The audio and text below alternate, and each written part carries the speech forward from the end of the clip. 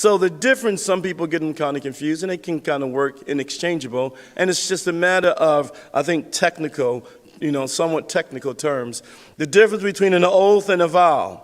Vows were more voluntarily made and referred to an object. A person prohibits something to themselves. I'm making a vow not to drink. I'm making a vow not to have food. I'm making a vow to do this.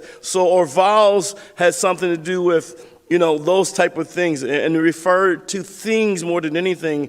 An oath refers to a person. A person swears an oath to perform an action or swears that something is true. So an oath means something is already true, and you're just saying, I'm making this oath, or you can swear under oath in the courtroom. The oath pertains to the person.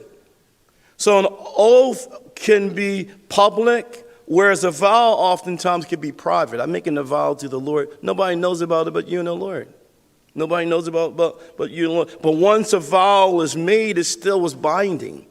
You still had to perform it. And the violation of both vows and oath is considered a serious infraction in Jewish culture, in the Jewish thought of writing. Like Matthew's a Jew writing to a Jewish audience. This was a serious infraction. In fact, in the Talmud states that the punishment for breaking a vow is the death of one's children. They had what they call the Jewish code, or the Shulchan Aruch, which was explicitly warned Jews not to regularly make vows, and states that someone who does, even if they fulfill the vow, was called wicked and a sinner.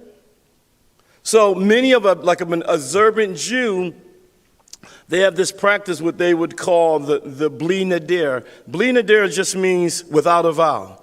They say, it's without a vow. So Jews, whenever they promise to do something, they'll make it explicitly known to you that it's not a vow, so we don't want to violate the Torah. We're not violating God's word. And they would probably take a verse like Numbers chapter 30, verse 2, when it says, if a man makes a vow to the Lord and swears an oath to bind himself by some agreement, he shall not break his word. He shall do according to all that proceeds out of his mouth. That's what, if you said it, so it's better not to say anything than to make an oath or a vow that you're not able to perform. And so don't say it. Don't swear nothing. Don't do it. Because Jesus says in verse 34, but I say to you, do not swear at all, neither by heaven, for it is God's throne, nor by the earth, for it is God's footstool. Heaven, is God's throne. Earth is his footstool. We know that by Isaiah 66, verse 1. Nor by Jerusalem, meaning Jerusalem is the city of the great king.